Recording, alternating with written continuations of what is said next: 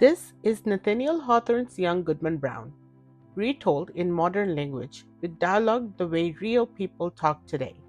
Same dark haunting story, just updated for our times. Read by me. Part 1. Goodman leaves Faith. It was just past sunset when Goodman Brown zipped up his jacket and stepped outside his townhouse. The fall air was sharp, and the last pink streaks of daylight clung to the sky.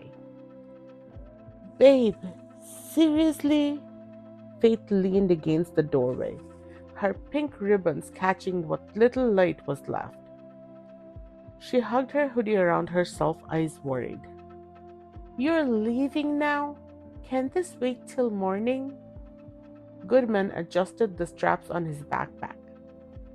It's just one night. I'll be back before sunrise. Faith bit her lip. I hate when you do this.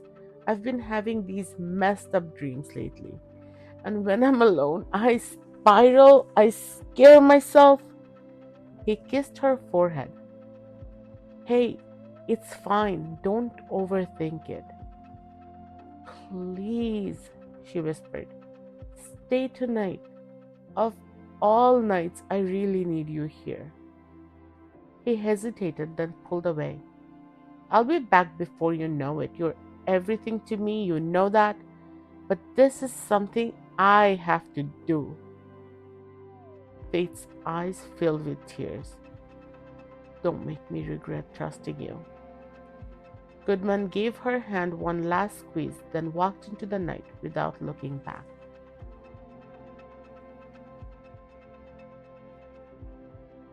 Part 2.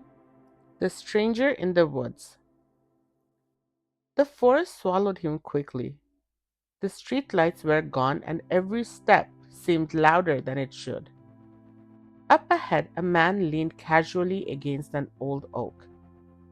He looked older, 50s maybe, but something in his face made Goodman shiver.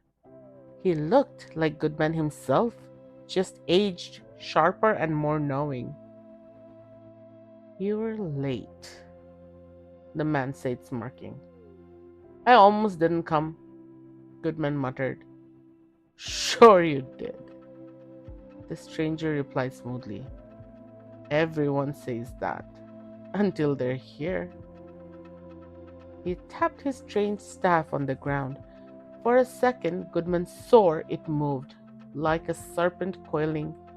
He blinked and it was still. I shouldn't be here, Goodman said. Faith begged me not to go. The stranger chuckled. Of course she did. They always do, but you had to see for yourself. My wife's innocent, Goodman shot back. He does not belong in this. Innocent? The man tilted his head. My friend, I was with your grandfather when he whipped a man half to death over land. I stood with your father when he set fire to homes during the war. Your family tree is full of smoke and blood, violence, greed, hypocrisy. It runs in your blood. Goodman's stomach turned. You're lying. The stranger smirked. Call it what you want. I've been your family's old friend for generations. Goodman shook his head. Faith's different. She's pure. If you say so, the stranger motioned forward with the serpent staff. Shall we? Part 3. The Townsfolk. They walked deeper. After a while, Goodman froze. Up ahead, shuffling with a flashlight, was Goody Cloyce, his old Sunday school teacher. What the hell? Goodman whispered. That's my teacher. She taught me prayers when I was a kid. The stranger called out. Evening, ma'am. Goody Cloyce stopped, grinned, and waved. Ah, there there's my boy! Finally decided to walk the path, huh? Goodman staggered back. No, you can't be part of this. You, of all people, she chuckled. Sweetheart, those prayers I taught you just weren't. This, she reached for the serpent staff, which seemed to ride in her hand. This is where the real power is. No, Goodman muttered. Not you, not her. The stranger handed her the staff and they shared a knowing smile. Goodman ran. Further along, he ducked behind a tree as two more voices approached. The minister and the deacon, men he'd always respected. Their conversation carried in the still night. Tonight's the night. Everyone's coming. Even his wife.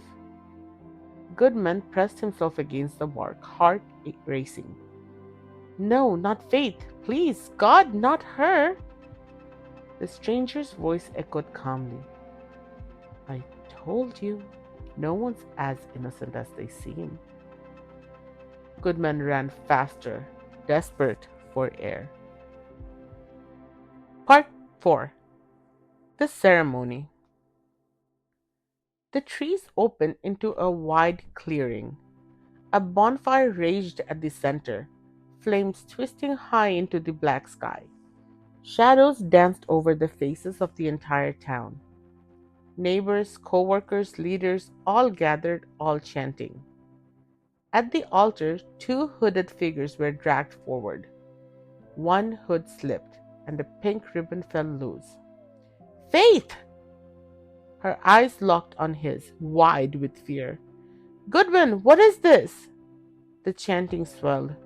The stranger raised his arm like a conductor. Welcome, brothers and sisters. Tonight we seal the truth. You are ours and always have been. He gave something like a sermon, mocking every holy word Goodman had ever heard. He named off the pious ones in the crowd, exposing their secret sins, praising hypocrisy as the town's true faith. Faith's hand reached out toward Goodman, trembling. Please don't leave me in this. Goodman's hand shook as he reached back. Faith, no. The stranger leaned close. Take her hand, seal your place, seal hers. You belong here. She belongs here.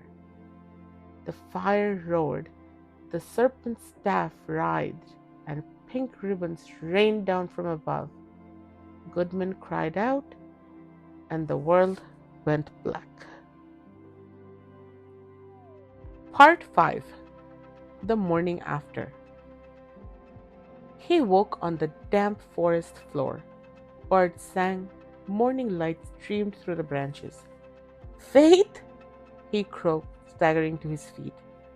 No answer. He stumbled back to town. On the porches, neighbors swept leaves and waved. Goody Chloe smiled kindly as she watered her plants. The minister nodded from across the street. The deacon unfolded his newspaper. All normal. Too normal. Finally, he reached his house. Faith ran out the door, pink ribbons bouncing, her face lit with joy. You're back! I was so worried. What happened? She threw her arms around him. Goodman froze. He looked at her like she was a stranger.